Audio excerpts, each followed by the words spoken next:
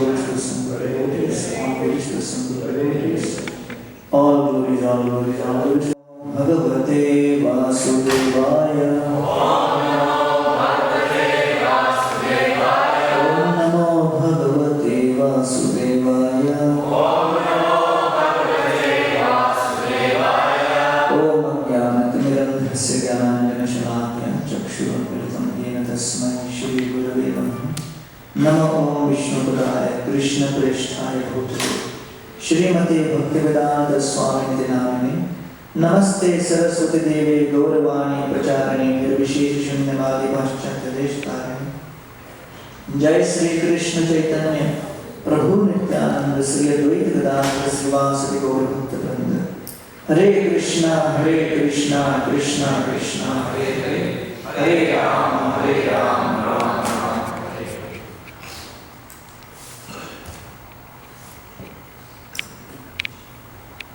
Reading from Srimad Bhagavatam, Canto 7, Chapter 2, text number 17. 17. From 21 is on the board. Oh, okay. Hiranyakashipura bhratu samparetasya dukkhita kritva katodakadini bhartara putran asantwayat. Translation: after performing the ritualistic observances for the death of his brother Hiranyakashipu, being extremely unhappy, tried to pacify his nephews. Text 18 and 19. Shakunim Shambaram Drishtim Bhutasantapanamrukam Kalanabham Mahanabham Harishmashrum Athotkacham Tanmataram Rushabhanam Ditim Jaranim Gira Shlakshnaya Deshakalagya Idam Ahajaneshwaram. O king, Hiranyakashipu was extremely angry, but since he was a great politician, he knew how to act according to the time and situation. With sweet words, he began pacifying his nephews, whose names were Shakuni, Shambara, Drishti, Bhuta Santapana, Drga, Kalanabha, Mahanabha, Harish, Mashru, and Utkacha. He also consoled his mother, his sister-in-law, Rusha Bhanu, as well as his own mother, Iti. He spoke to them all as follows. Text 20. Shri Hiranyakashipu Uvacha Ambambahe Vaduputra Viram Marahata Shochitam Ripor Abhimukhe Shradhya Shuranam Vadipsita.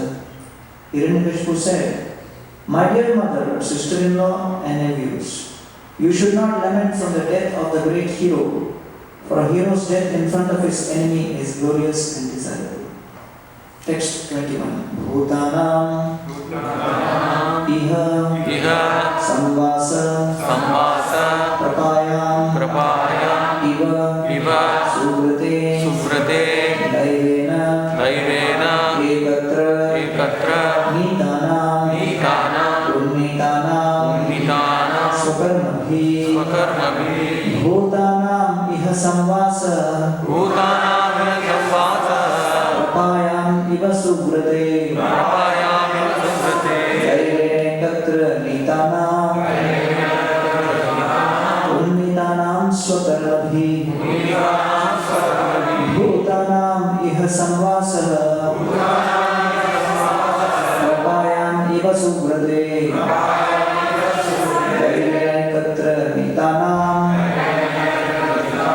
Unnitanam Swakarmabhi Bhutanam Iha Samvasa Prapayam Iva Suvrate Daivena Nitanam Unnitanam Swakarmabhi. Bhutanam iha samvasa Prapayam eva suvrate Katra nitanam Nitanam swakarmabhi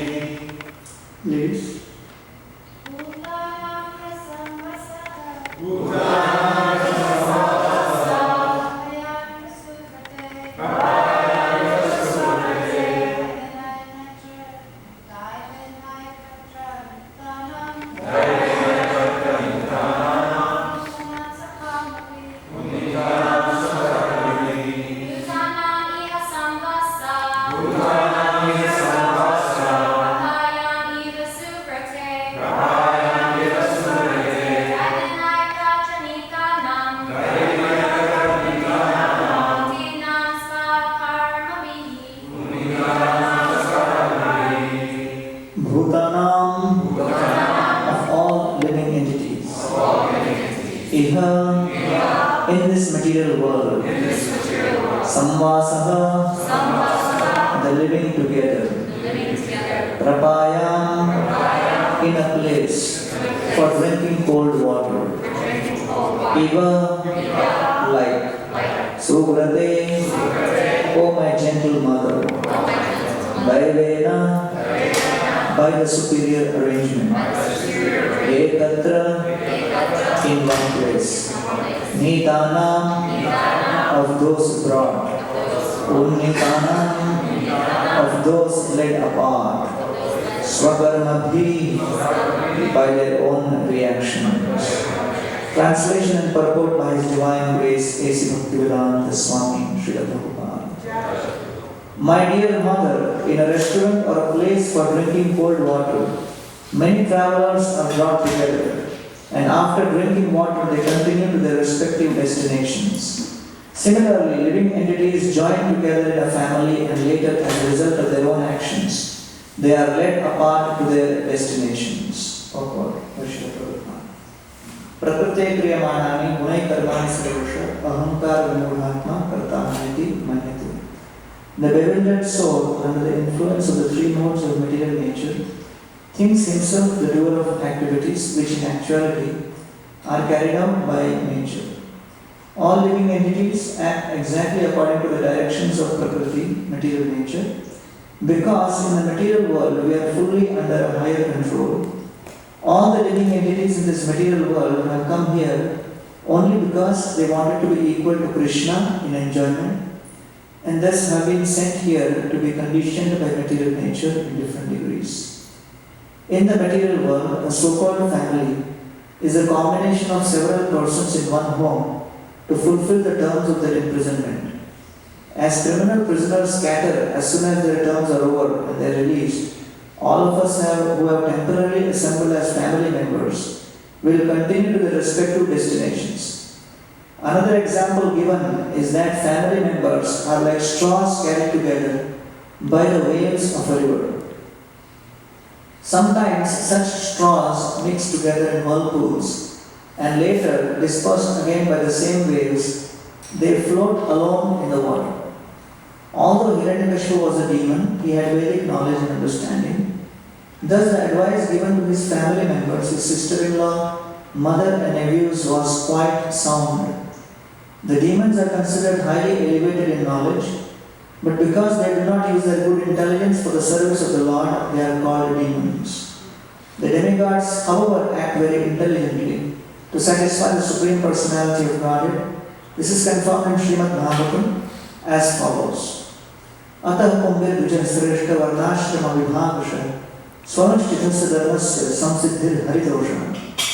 O best amongst the twice born, it is therefore concluded that the highest perfection one can achieve by discharging his prescribed duties, dharma, according to caste divisions and orders of life, is to please the Lord Hari. To become a demigod or to become godly, whatever one's occupation, one must satisfy the Supreme Personality of Godhead. Hare Krishna. So it's my great honor and privilege to be here at Shri Shri Rukmini Dwaraka Mandir. Thank you so much, Prabhu, for giving me a chance to speak something. I seek the blessings of all the senior Vaishnavas here. And although unqualified, but for my purification, we are trying to speak something from the Srimad Bhagavatam, which is Amal Puran. Very impressed by the wonderful deity worship and the darshan, which is one of the very wonderful standards of deity worship, I can say. Rukmini Dwarkadish, Jagannath Baldev Subhadra and Gauranga. Very inspiring for the heart to have such a wonderful darshan. So this section of the Srimad Bhagavatam, which is the 7th canto, if you see right from the beginning, Yudhishthira Maharaj is asking questions to Narada Muni during the Rajasuya Yajna. And this is an occasion where Yudhishthira Maharaj is going to be crowned as the king after the yajna. Krishna suddenly kills Shishupal, and then after Shishupal's death, Yudhishthira Maharaj is intrigued. He wants to know about Krishna's qualities, whether he is partial or impartial. So normally a person who is about to receive some material benefits at the end of a certain sacrifice will be very eager for the completion of that sacrifice. Whereas Yudhishthira Maharaj has suddenly forgotten about Rajasuya and he goes full on discussing about Krishna. And 10 chapters, 15 chapters, the entire 7th canto goes in discussion between Yudhishthira Maharaj and Narada. So we can see the quality of Yudhishthira Maharaj, that he is completely absorbed in Krishna. And then a major portion of the 10th canto, of the 7th canto, in the first 7-8 chapters, we see the character of Hiranyakashipu being described. And many people may question that Bhagavatam is supposed to be Amal Purana. Bhagavatam is supposed to be spotless Purana. Why such detailed descriptions of the ghastly activities of Hiranyakashipu compared to the number of verses dedicated for the activities of Narasimhadev? The number of verses dedicated to describe the qualities and the activities of Hiranyakashipu is more in the 7th canto. So, the reason being that for devotional service, it is described we have to accept things favorable and we have to reject things unfavorable for devotional service. Anukulyasya sankalpa pratikulyasya varjanam. So through the character of Prahlad Maharaj, it has been described what are the things favorable for devotional service to accept, how we should model our character in bhakti. And through the character of Hiranyakashipu, through the example of Hiranyakashipu, it is described what we are not supposed to do, pratikulyasya varjanam, what we are supposed to reject. So therefore, through the example of Hiranyakashipu, this point is being highlighted, that demoniac propensities based on whimsical actions, it is supposed to be rejected within the practice of devotional service by a son. If you see 16th chapter, Bhagavad Gita, the last shloka defines who is a demon. Yah shastra musrija vartate kamakarata. One who rejects following of authority and one whose actions are whimsical. Such a person is considered demonic. So here we find that the result of demoniac action will always be destructive. Even if the personality is very intelligent and has access to a lot of knowledge. Even if the person has access to Vedic knowledge, and even if he can actually speak Vedic knowledge, even if he can speak philosophy, but the whole idea is the effect of the philosophy will only be when the person is leading a life based on following Krishna and his teachings. If a person is whimsical in his thinking, willing and acting, then even though he may speak philosophy and speak various things and try to justify, but ultimately the effect will be destructive. So this is the whole idea of devotional service, that Krishna is pleased by the intention of a devotee. Even though sometimes there may be some mistakes in the action, but if the intention is alright, and if the intention is to please the Lord is pleased. So here we find that Hiranyakashipu speaking perfect philosophy, speaking about detachment, vairagya, speaking about understanding that ultimately there is a fate which controls everything. He is trying to pacify his own family members, but his action is such that he is killing hundreds and thousands of other souls and trying to pacify his family members. Therefore, a person whose life is based on whimsical action, there will always be contradictions in his character. So we find this theme in the Ramayana that Kaikeyi, she also had a desire that Bharat Maharaj should get the kingdom. So we are just going to be discussing this theme of misplaced compassion or acting based on wrong intentions and how ultimately it creates havoc.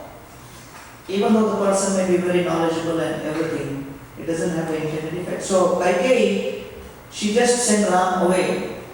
And when Bharat Maharaj returned, the whole of Ayodhya thought Bharat Maharaj was involved.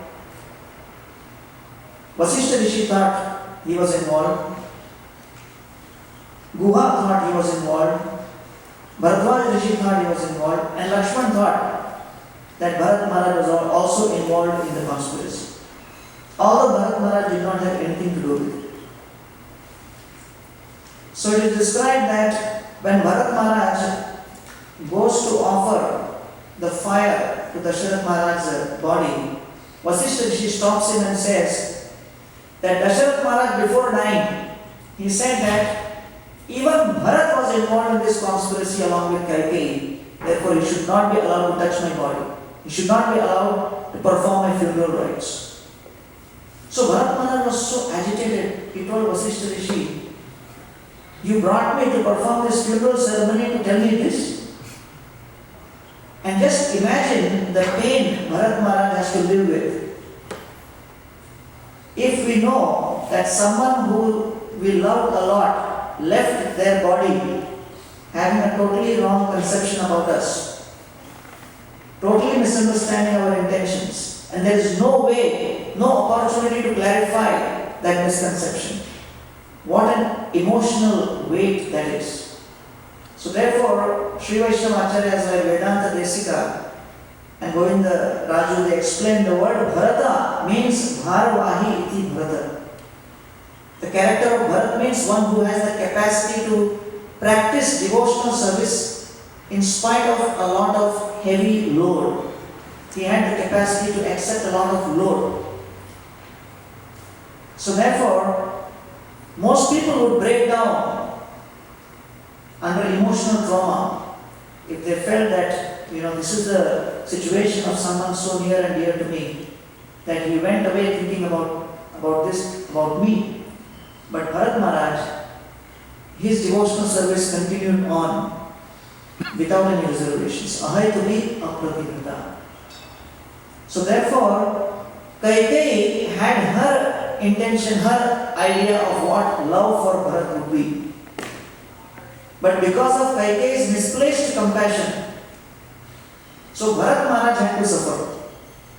And the entire kingdom of Ayodhya had to suffer. So therefore, Prabhupada explains that the greatest welfare activity is to give knowledge about what is real compassion. Saving the body, but more important than that is saving the soul and taking care of the soul's interests. Like I was just sharing this story the other day. We were distributing Bhagavad Gita in the trains. And although, India is the land of Dharma and supposed to be the land where Gita was spoken, still, we cannot expect that people will just, welcome the Gita with open arms. And the first question he asked is, are you giving this Gita for free? I said, no, this Gita is for 70 rupees. And he said, Krishna spoke the Gita to Arjuna for free. How can ISKCON charge? How can you charge money for this? Is it correct? So I said, sir, where was the Gita spoken? Kurukshetra. This is Mumbai, 70 rupees transport charge.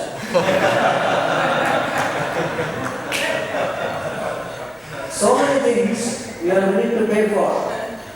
But when it comes to Gita, anything spiritual, give us free. So Prabhupada says that we have to pay a price for receiving this knowledge, that is humility.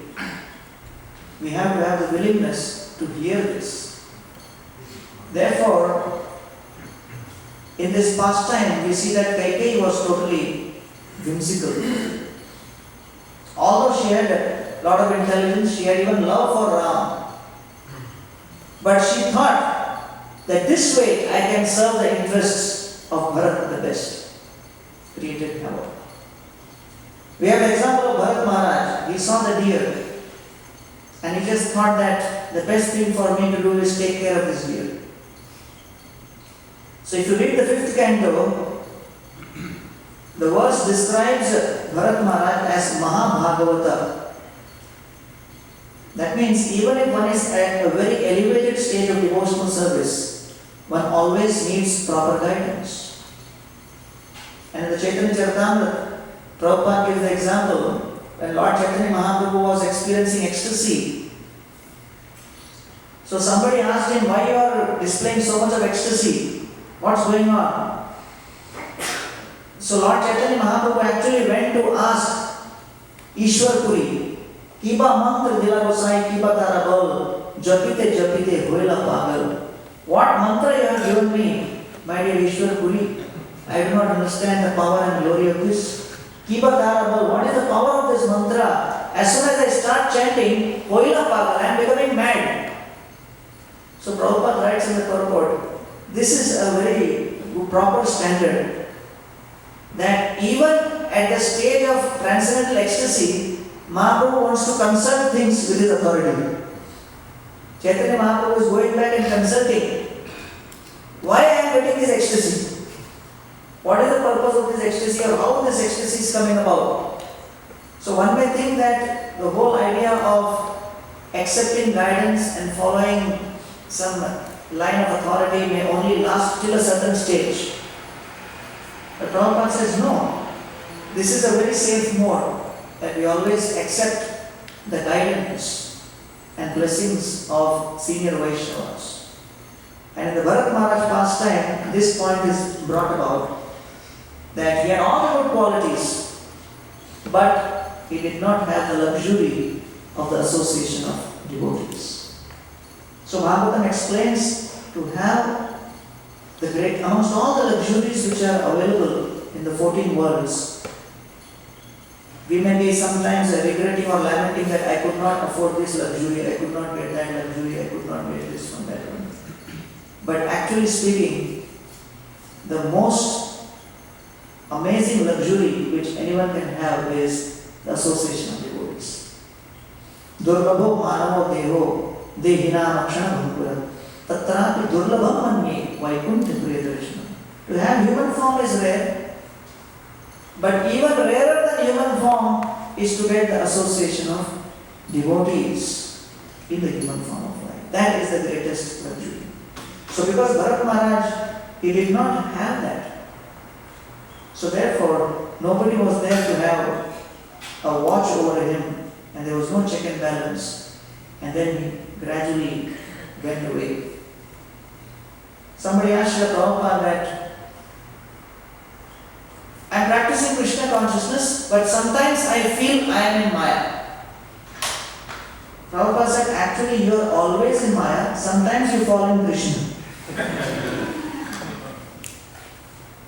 So the advantage of association is that we always have devotees to watch over and intervene and correct. One devotee was telling me, I really like Radha Gopinath, because they are always smiling at me. And secondly, they never tell me anything. But if I don't come for a program, I get a call from this devotee. Why you didn't come? Where were you? I didn't see you. What's going on? So, I get put out by this. Why, you have to ask so many questions. Bhakti is like for bhav, Let the emotions flow freely. Why you have to ask how much you are chanting, when you are chanting, this, that. When I feel, I will chant. And I feel only once a year in Janmashtami. If you just allow things to go as per feeling, it will never happen. So the association of devotee, according to the Bhagavatam and Chaitanya Charitamrita, is the greatest luxury. It is the greatest fortune to have. Saubhari Rishi, another beautiful example, He was doing tapasya. So these are all personalities who are very powerful. So he is doing tapasya under the water. Under the water he is performing tapasya, and then Garuda is trying to eat the fish, and the fish come to Shaubhari Rishi and say, please protect us from Garuda's attack. So Shaubhari Rishi takes it upon himself that it is my service to protect the fish. Somebody approached Prabhupada and said, Swamiji, we are charity workers. Prabhupada said, who appointed you? Who has appointed you? Who has authorized this? So here Shaubhari Rishi takes it upon himself, okay, I will save you. So there are two forms of envy. One form of envy is, I am the enjoyer. The second form of envy is, I am your savior. So Bharat Maharaj also got trapped in this, and Shaubhari Rishi also got trapped. I will save you. And based on that, he committed aparadh towards Garuda by cursing Garuda. So he was actually a transcendentalist, progressing on the path of purification.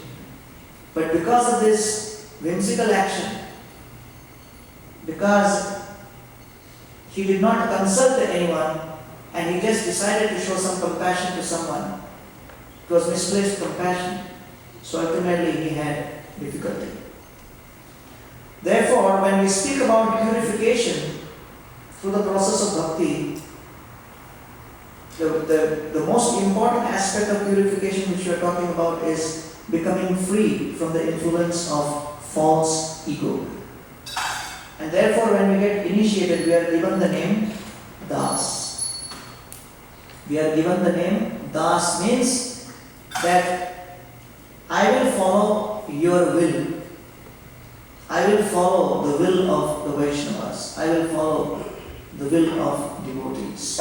Like that. So that's the most important thing. Like two devotees after initiation were arguing that, I got the name Paramatma Das. Someone said, I got Krishna Das. I got Vrindavan Chandra Das. This is a better name than your name. And Prabhupada heard this and he came and said, the most important part of the name is Das. The second part, not the first part. That I am a servant. So therefore, to follow, so Sankirtan purifies the mind, Shastra purifies the intelligence, but the Sangha or association of devotees purifies the false ego. Because we are forced to do things as per the will of the Vaishnavas. Like Prabhupada was in Bhubaneswar.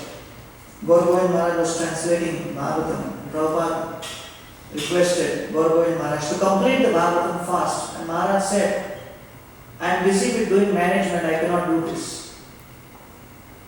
So Prabhupada said, we should find someone else to do some more management so that you can concentrate on this Bhagavatam. He said, I don't have anyone here. So Prabhupada suddenly saw one devotee walking by. And Prabhupada said, okay, we will make him the manager here. And Gauranga Maharaj said, but Prabhupada is going to New York tomorrow. Prabhupada said, we will change his plan, call him. So someone went and told him, Prabhupada is calling you. So the sixth sense is very strong, so he realized something is going on. He came and offered obeisances to Prabhupada, and Prabhupada smiled at him. He became more fearful. And he said, how can I serve you? Prabhupada said, I want you to stay here and manage this place so that the Odisha Bhagavatam can come out fast. And this devotee was shocked because all his plans were fixed. And this was like a sudden change. He said, Prabhupada, I cannot adjust in India. The weather, the climate, the food, water, everything, I'm not able to adjust. Prabhupada said, only if you stay longer time, you'll be able to adjust. And he said, Prabhupada, my health is not keeping good here. Prabhupada said, I will tell you techniques by which you can remain healthy in India. I know all of it in and out, I'll let you know. So Prabhupada, in New York, they have created a new department so that I can go and take over. I have to go. Prabhupada said, there are many brahmacharis there. I will delegate it to someone else. The department will go on, you don't have to go. Said, Prabhupada, I can't get along with the GBC here. Prabhupada said, I'm changing the GBC today. So he had his last, weapon. He said, Srila Prabhupada, I'm so busy morning till night, I cannot complete my 16 rounds. So if I go there, at least I'll have good sadhana, I'll finish my 16 rounds. Prabhupada said, if you're busy morning till night, who says you have to finish your 16 rounds? Now, we can't take that as, a wonderful instruction to be taken from folio and kept in our room. For that particular devotee to, make him surrender, Prabhupada spoke like that. And he said, okay, Prabhupada, what do you want me to do? He said, manage this place. So, we find that one of the greatest challenges is to submit to the will of the devotees. To submit to the will of the Vaishnava community. But then we also find that the greatest blessings come only when we do this. And this is the path by which we will be free from whimsical action. And therefore Prabhupada quotes Vyavasayatmika Buddhi Ekeha Purnandana Chakravartipad says that to avoid a cheating propensity, the only way when one can avoid a cheating propensity is one accepts the order and the will of the Guru and the Vaishnavas as one's life and soul and uses that as their true north in their journey. Otherwise, simply depending on the intelligence but not directed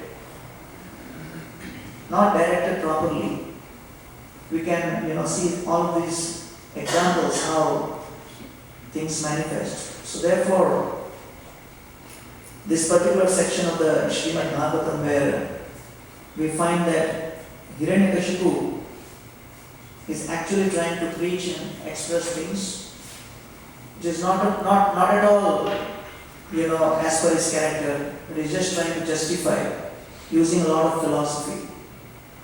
But it has no substance because it is not based on his submission to any other authority. It is based on false ego without any proper character.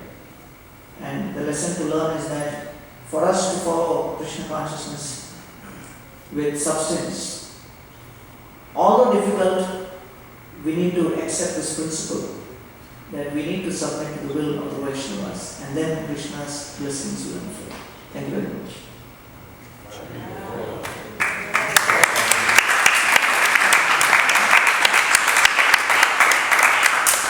Any questions?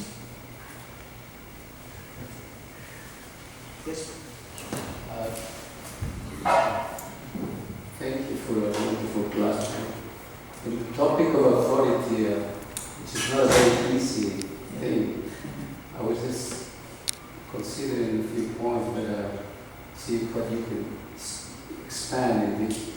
When the Guru leaves the planet, it makes it very difficult for any organization, not just this one, any organization in the world, has goes through the same process of trying to figure out how to carry on with the mission.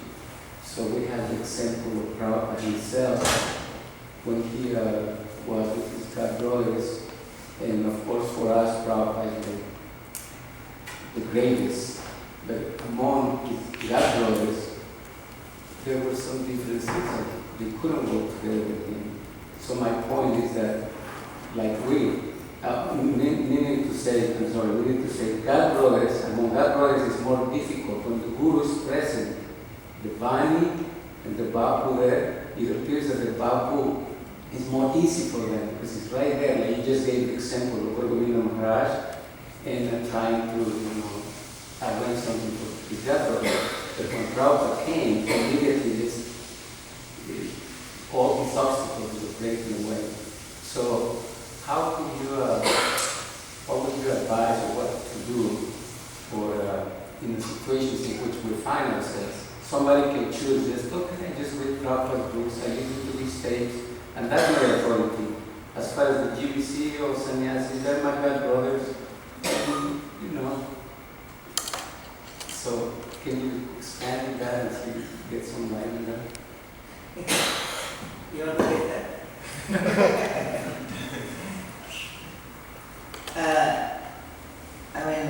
We have mentioned Prabhu from London, and he was just sharing yesterday that when he was doing his internship in a company, Ernst & Young, so he met one of the top CEOs there, and that CEO was telling him various points on how organizations are run. So he asked him, any idea how, if you are put in a voluntary organization, how you will run it?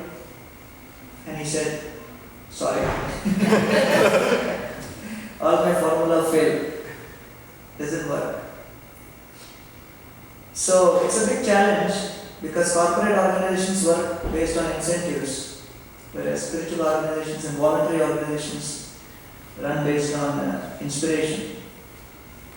So we have this very big challenge. I was just sharing the story that one country head of Citibank visited our temple, and he's coming regularly. The country head for Citibank in many countries before. So now he's changed his job, now he's in India. So he was telling me that I have traveled to ISKCON temples all over the world, and I can tell you that ISKCON is better organized than Citibank. I was like bewildered. I said, which ISKCON? He says, yes, I have been to so many temples, and I can tell you. And he was giving a class to the brahmacharis in our farm. And I said, can you substantiate that with some more examples? What made you think like that? So I said, my whole day would be busy. So I would travel to different temples. I went to New York, Brooklyn, 4:30 in the morning, because that's the only time I get to meditate. So 4:30 sharp, the shank blew 3 times. I went to Los Angeles. He has come here also. Dwaraka Avenue, 4:30 shank blew 3 times. Curtain opens. Pujari offered the same ingredient, agarbatti. The singer is singing the same song. And the series of articles which are offered to the Lord follow one after another in the same sequence. Everyone begins the same way and ends by chanting the names of Prabhupada. And sharp, after 20-25 minutes, the shank blows again 3 times. Then the Narsimha prayers are done, and 5 o'clock the curtains close. What standards! What organization! Amazing! It is better than any ISO corporation. And I said, do you stay beyond 5? He said, no, I am busy, I leave. I said, our Leela begins up to 5.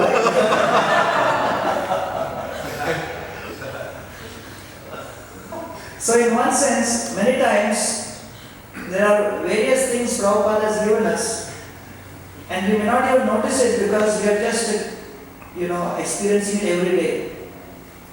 But if you actually observe that the spiritual aspects, the spiritual program which we have been given is a very highly organized program. Corporations are talking about ISO, about standardizing. But Mahaprabhu actually gave that task to 6 Goswamis to standardize. Because 500 years back, there were no companies and no corporations and no concept of even standardizing any corporations. But Mahaprabhu was busy directing the 6 Goswamis how to standardize devotional service. People should not think that bhakti means jumping and dancing in Rath Yatra. They may look at me crying, dancing in Rath Yatra. They may think this is bhakti. You come every year and Rath Yatra you jump and dance. That is bhakti. Therefore, they must know the standardized, authorized process. So the 6 Goswamis were given that task. So in one sense, the reason Mahaprabhu did that was because Mahaprabhu also knew that he also had to move on and end his pastimes. So how will things develop after that? It would be based on the written word, the principles. And then gradually things will evolve based on that. So even after Mahaprabhu left, there were difficulties. And it took Bhaktivinoda Thakur practically 11 years to get one copy of Chaitanya Charitamrita. So therefore, as far as our own scenario is concerned, it is easier for us to listen to those who are senior to us, easier for us to deal with those who are much junior to us, but most difficult to deal with those who we consider equals. That is the challenging aspect. But our spiritual progress and the quality of the organizations which we are running will very much depend on the principle of cooperation. So Jiva Goswami says, to go back to Godhead, we need two things: attentive chanting and attentive dealings. If our chanting and dealings are attentive, then only we can go back home, back to Godhead. And therefore, part of attentive dealings is if every member of the society within ISKCON becomes aware that my spiritual progress also depends on the blessings I receive from him and him and him. So we will be more careful. That's what Jiva Goswami also says. For fulfilling a material objective, selfishness is recommended. Because if I try to share things with others, then my own interest may be jeopardized. So the normal tendency to achieve a material objective is selfishness.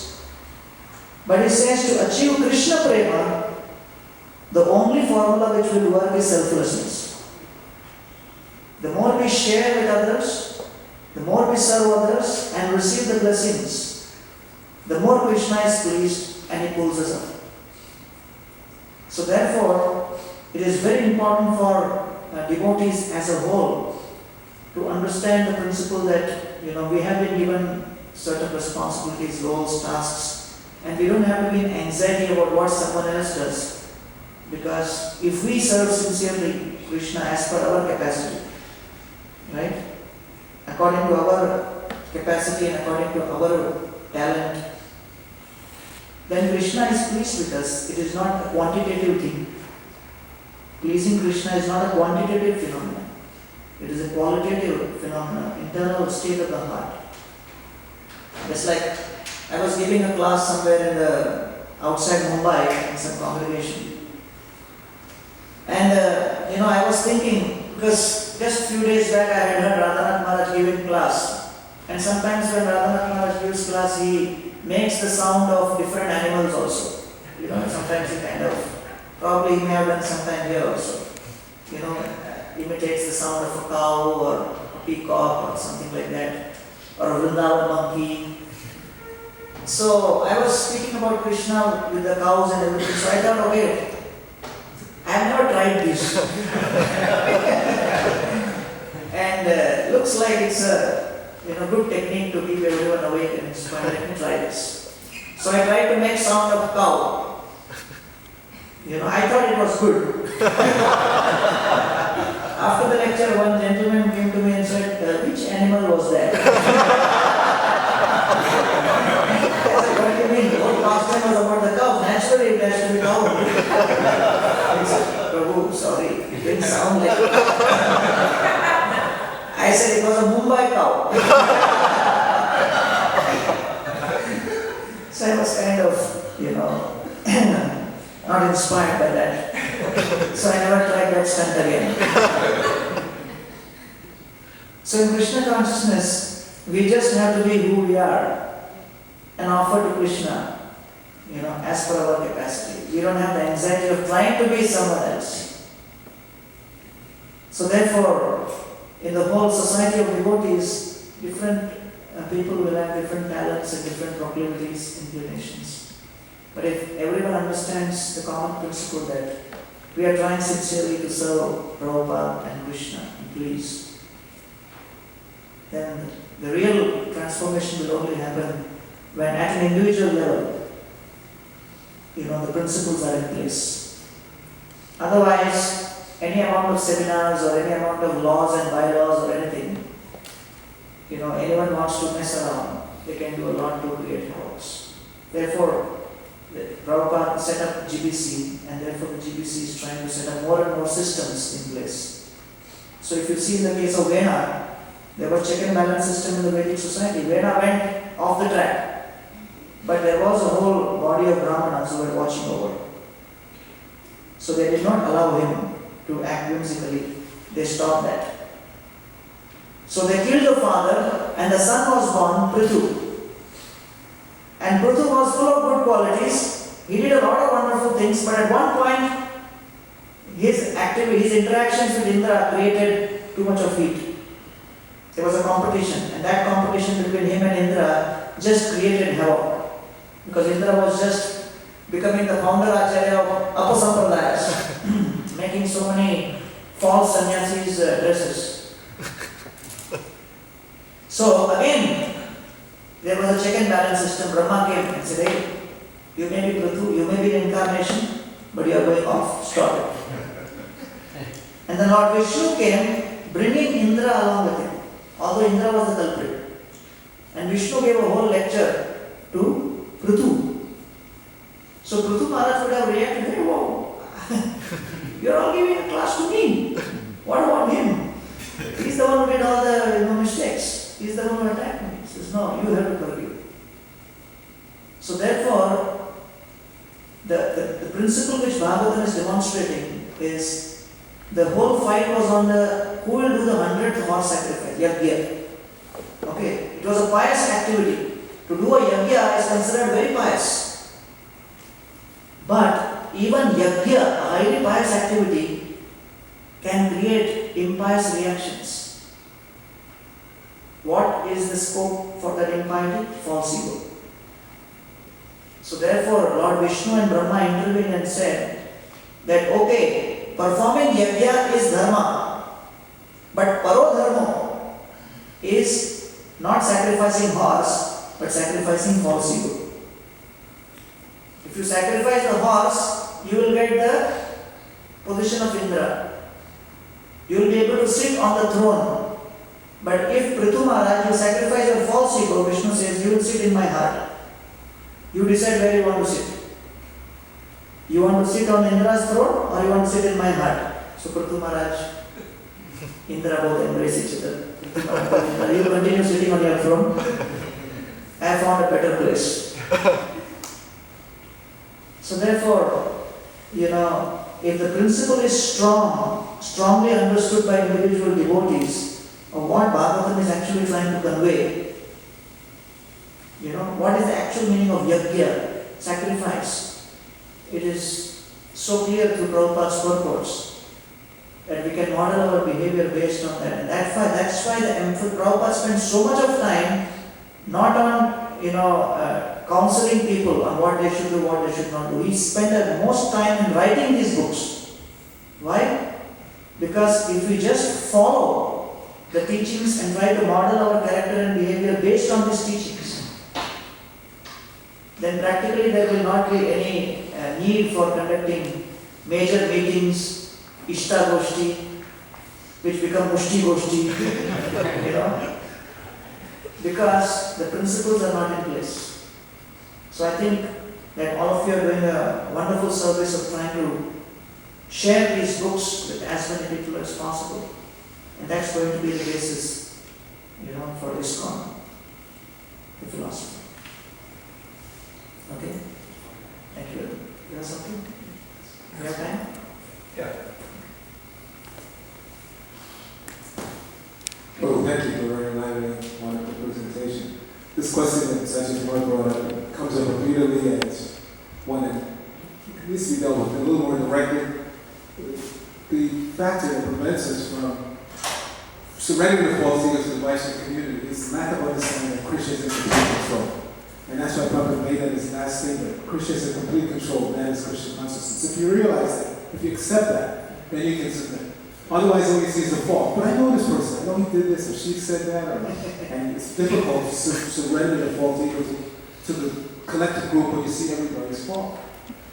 But if you keep in mind that principle that Krishna is in complete control, even in this situation, Hiranyakashipu sending his henchmen to kill people. Why isn't Krishna doing something immediately, stopping them from killing the Brahmanas and serpent sacrifice? No, Krishna is still in complete control under all circumstances. Even when things look like they're falling apart, Krishna's in complete control. When you take that internally and really meditate on that, then you can submit. Even though you may see the fault of the temple president. When Prabhupada was here, the Vapu, he's wrong about that. Vapu doesn't necessarily make you surrender. Yeah. The famous case in Hawaii, Prabhupada went there was difficulty. Groups split off from the temple. They didn't want to submit to the temple president. Prabhupada called them together. He asked the group split off group, do you love me? Yes, Srila Prabhupada. Will you do what I ask you? Yes, Srila Prabhupada. Why don't you submit to the temple president? No, Srila Prabhupada. So it's not, the Bhagavatam does not guarantee that you're going to do the right thing. What makes you do the right thing is understanding that Krishna sees everything that you do and Krishna is in complete control. Then you can surrender. Thank you so much for listening. Hare Krishna. Srila Prabhupada.